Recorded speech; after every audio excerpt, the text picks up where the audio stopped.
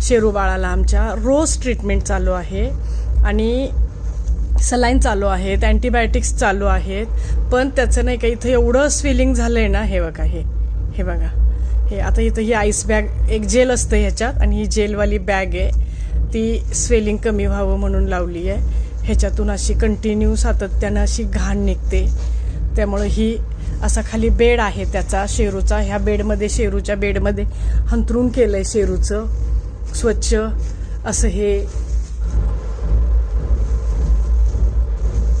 शेरूला अशी रोज saline, antibiotics रोज चालू आहेत, रोज.